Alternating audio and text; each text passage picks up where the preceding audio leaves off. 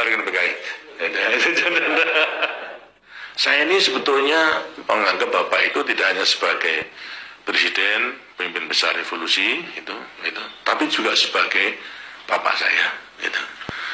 Nah, saya itu mau ngeterapkan kudangan orang tua itu, ingin mikul dulu mendem jeru daripada bapak, tapi yang mau dipikul dulu mendem jeru tidak mau. Saya tanyakan, tenan mau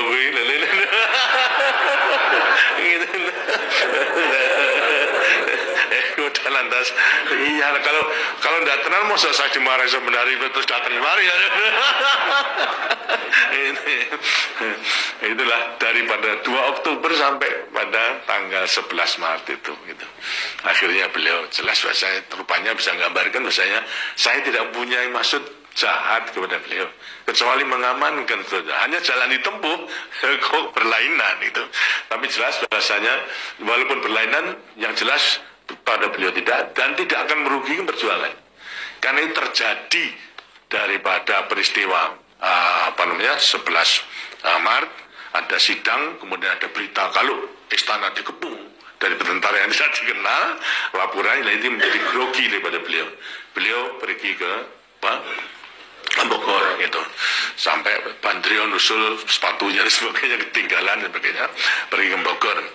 Nah, keadaan sudah sangat memprihatinkan, kasihan. Nah, kemudian lantas 3 perwira kita yang sudah duduk daripada kabinet, 2 menteri, yang 1 Panglima Kodam, ya sudah Amir Mahmud, kemudian Pak Yusuf sama Pak Basuki Rahmat. Itu maksudnya setelah bertiga ingin ke Bogor nemani Bung Karno supaya tidak merasa sendiri gitu. Jangan sampai terus diberikan informasi yang tidak. Nah, saya dalam keadaan sakit waktu itu, kumat dan saya tiduran di tempat tidur. 3 perwira tersebut datang, kemudian lantas melaporkan kejadian di sidang kabinet tersebut. Bung Karno telah ke Bogor, kemudian minta izin sebagai komandannya. Mereka akan menemani Bung Karno. Gitu. Baik, gitu. Saya izinkan keseluruhannya.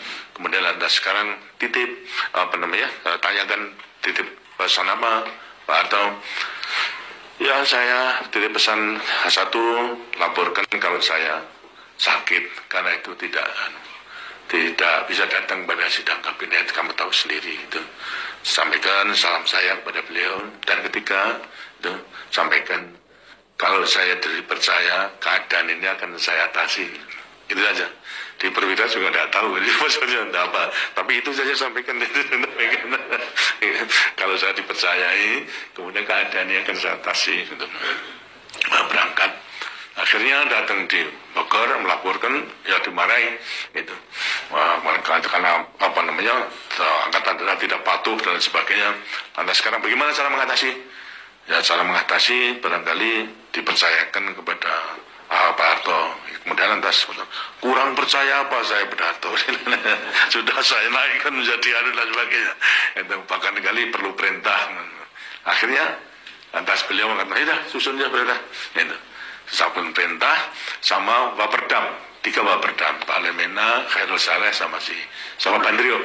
Terus menyusun surat perintah 11 Maret itu. Agak lama, dan akhirnya beliau taken yang isinya adalah memberikan wewenang pada saya untuk mengambil tindakan yang dipandang perlu untuk menyelamatkan negara dan bangsa, menyelamatkan revolusi dan Bung Karno. Itu perintahnya.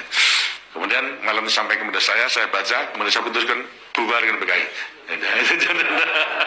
Itu lantas rapat di Kostrad tanggal 12, tanggal jam 1 malam baru selesai, saya tanda tangan, berarti sudah tanggal 12 pada waktu bubaran PKI.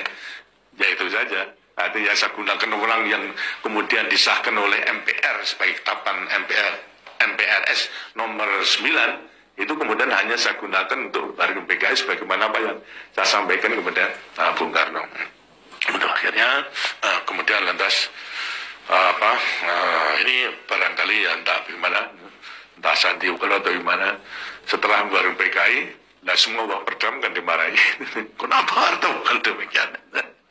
Itu, nah kirim Palembang itu terus Pak Perdam kirim ke Jalan Haji Agus Salim. Dulu saya masih di sana, lantas tengok saya di tempat tidur, saya terima, dia menanyakan, saya mau manggil saya Mas Arlo, ini apa enggak salah itu.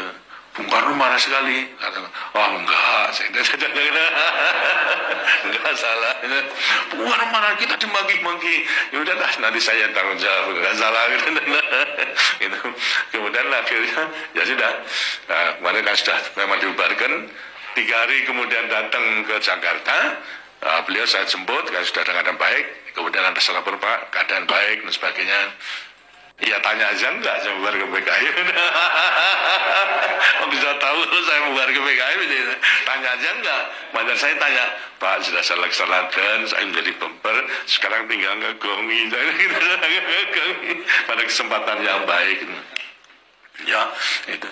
Dan pernah pada bulan berikutnya juga ada peristiwa mulut Nabi di istana. Beliau memberi wejangan. Sebelumnya saya jemput dengan sekretaris militer Pak Sumerno pada waktu itu, kemudian lantas saya ajarkan, Pak, ini kesempatan yang baik untuk ngegongi. Tidak perlu bahwasanya saya perintah ini untuk menyampaikan bahwasanya apa yang dilakukan oleh Harto saya mengetahui, itu cukup. Saya nanti yang akan menyampaikan kepada rakyat. Itulah memang kehendak daripada Bapak.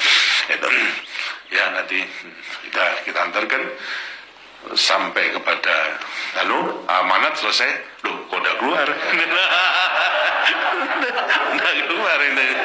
Nggak keluar. Kemudian atas santri jalan, Pak, kok nggak keluar? Besok. Wah, susah ini. Saya masih terus ngeriri pada beliau. Akhirnya MPRS minta pertanggungan jawab. Mana terjadinya gitu, Bos PKI.